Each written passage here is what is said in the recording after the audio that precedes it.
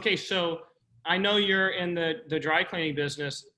I imagine you guys have been impacted pretty significantly. Like, are you still open for business or are you completely shut down? No, we're still open for business. So, blessing or not, we are an essential business. Hmm. So, dry cleaning has been proven to kill viruses, kill bacteria, and then just from a laundry service perspective, that's kind of why we're labeled as an essential service. Hmm. Um, but we were doing a couple 100,000 a month in revenue in February, and we're probably down 85% currently.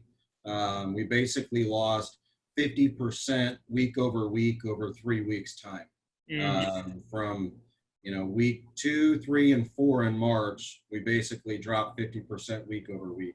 Okay. um, I feel like we've sort of hit the bottom, Hmm. but we're running at 15% of the revenue that we were just a month ago. Okay. And so So we've had to drastically pivot our business strategy and figure out what's next. I didn't know this before we hopped on, but I mean, you and I are in a very similar boat, right? Our locations are completely closed. We got no revenue coming in. What are you doing right now, just personally and as a business owner and as a business leader, to keep your mindset positive, to stay productive? What are some things that you're doing right now? Because some business owners have, what's happened to you, they would never get on a Zoom. They don't want to talk to anybody. They're isolating and feeling sorry for themselves. No, I'm very much in the public eye. I've done my own web conferences. I've participated in interviews. I believe I have a PhD in the CARES Act right now. So the very first thing I did was read like I've never read before and study federal aid, because I knew I didn't have a chance. There's not enough revenue to pay my bills. So without federal aid or just coming out of pocket, which isn't an option for some people, probably a lot of people, they're not going to save their business on their own. So it's federal aid or massive pivot. I can tell you, I've never had such little revenue and worked so many hours in my life. Yeah. So it's getting over the feeling sorry for yourself, feeling that you've just lost it all. There's nothing you can do. It does become a mindset. You got to wake up, put your entrepreneur pants on every day, and figure out how to make money. I would say the thing that I'm probably most proud of short term, this is literally all happened within the last 48 hours, is we got connected with a group here in Austin who is hand sewing masks for medical workers, mask covers really, which also then led me down the path to realize that all of our first responders, law enforcement officers, have no protection in terms of masks. Everything available is going to the hospitals, and their superior officers basically just said you're on your own. Find your own, make your own. So we have been commissioned to make 800 masks for the Travis County Sheriff's Department. So we have tailors on site. So I've got seamstresses, tailors sitting in my dry cleaners with very little work to do. We set up a GoFundMe to take in donations because I couldn't, afford out of pocket to do all this. We've raised almost $2,000 in 48 hours and have already started manufacturing. Our goal is to have manufactured 1,000 masks for first responders by Friday. And that's all being paid for by donations from the community. And that will be our strategy and how that, at the end of the day, helps our business. This hasn't cost us anything. If anything, it's given us publicity. Every officer has committed to bringing their uniforms and all of their personal clothing to Zips to get them dry cleaned. Mm-hmm. So it was free marketing, but also doing in my opinion, a great thing for the community. We realized that the only dry cleaning out there to be had for the most part, because most people are sitting at home. They're not, going to the offices. They're not putting suits on. Everybody's in sweatpants for the most part. Was uniforms for the police officers, the firefighters, cleaning scrubs, cleaning doctors, medical workers and first responders. That's the only work to be had.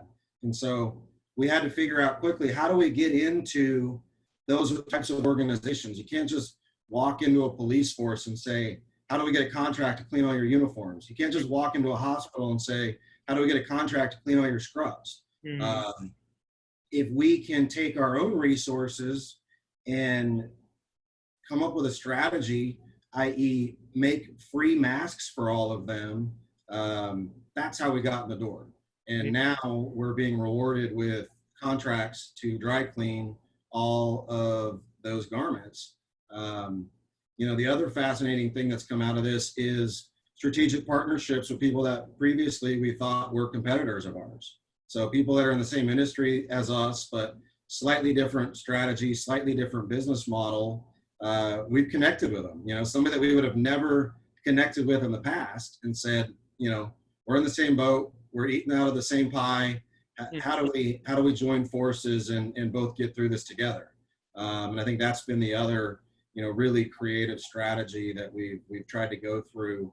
But I think at the end of the day, if we lose the business or nothing comes out of it, but we helped save even one life of a first responder because we got a mask that they couldn't get, then that's kind of what this is all about right now. I think this is a lot of post 9/11 type of world that we're living in, and I think that's my ultimate hope, is just as Americans we put aside the differences of the election and stop pointing blame, stop saying somebody should have done this differently, or just as neighbors, as friends, as Americans, we've got to come together to help each other.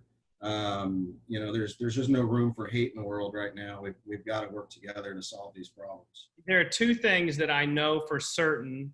One is that we're all in this together, and two is that it's temporary.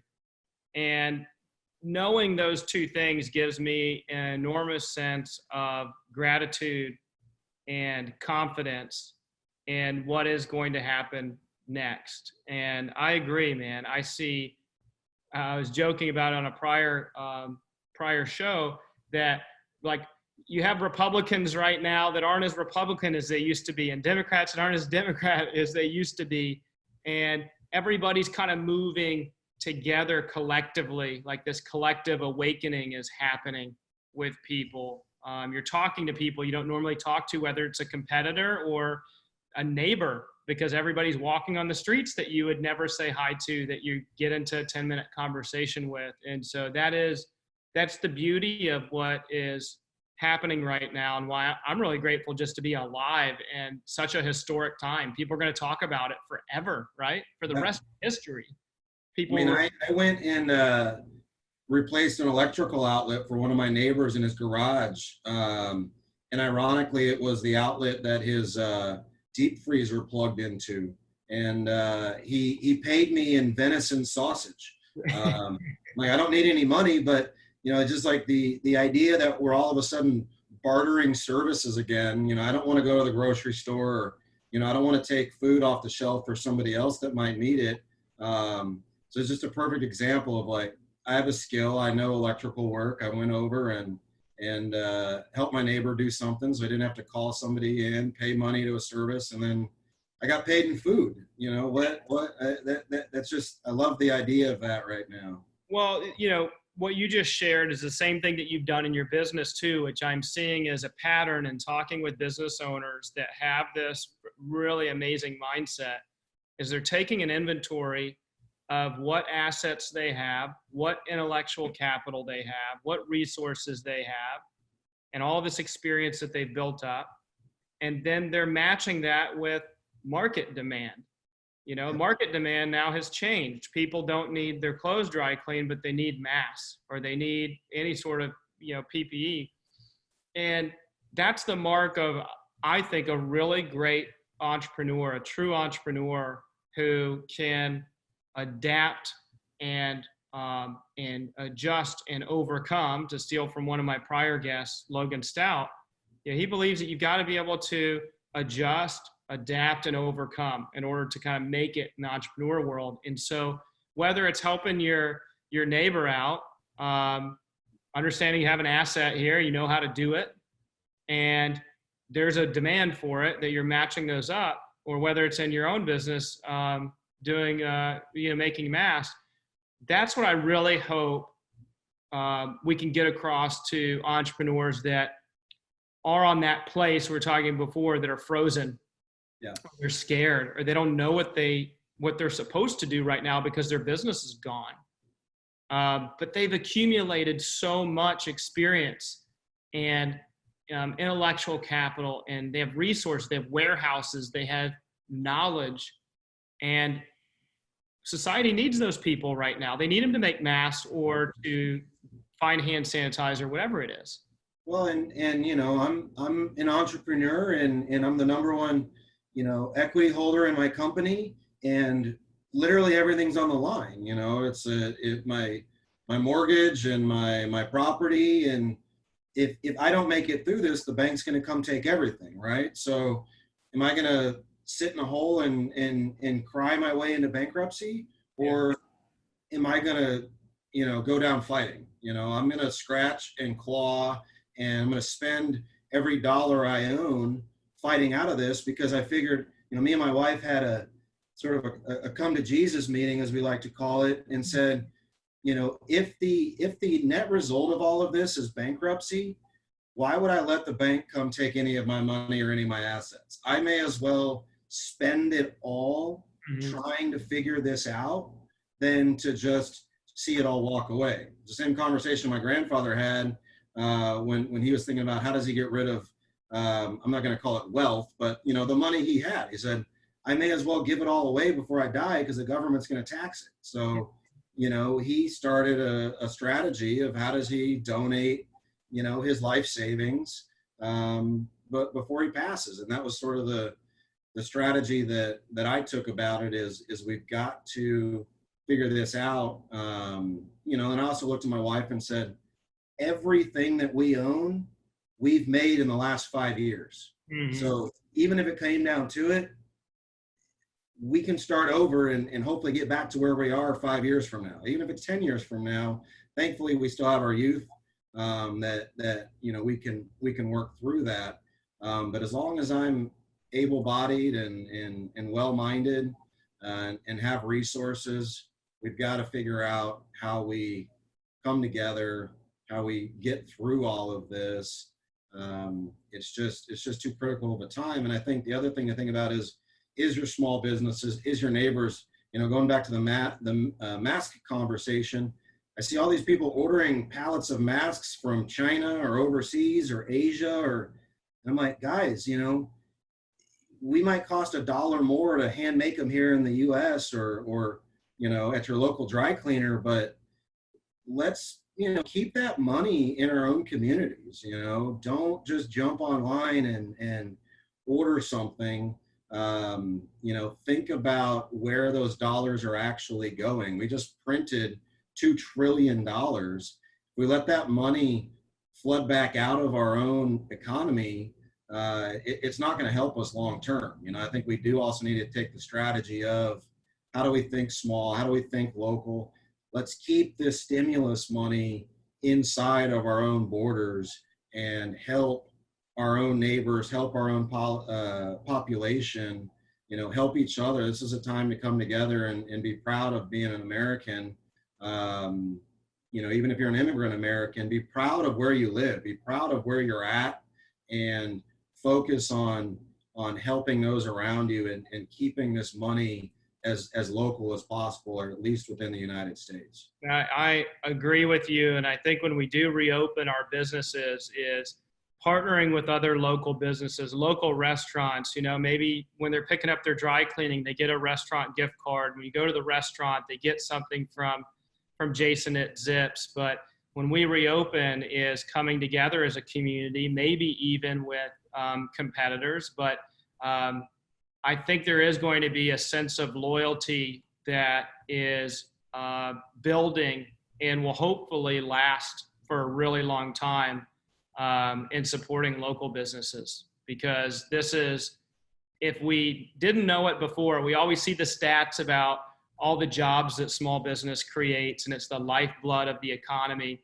I think until this point, it was just a statistic that they throw out there, and people didn't really feel it until they can't go to their favorite restaurant, and they didn't realize how much they enjoyed it and how much the local restaurants or the dry cleaners donated to the booster clubs and helped in the community. And so I like that this happened from the standpoint that I really believe coming out of this, we will be so much more enlightened about what small business actually does and the impact it makes in our communities. Yeah, over 50% of America works an hourly job and has a life savings of no more than a 2-week paycheck. Mm-hmm. And that's the reality of over half of America right now.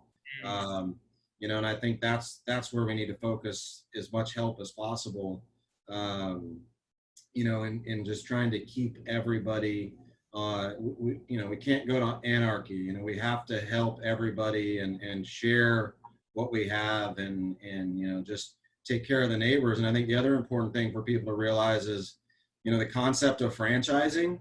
I think too many people see the Zips dry cleaners or the Dunkin' Donuts or the Chick-fil-A.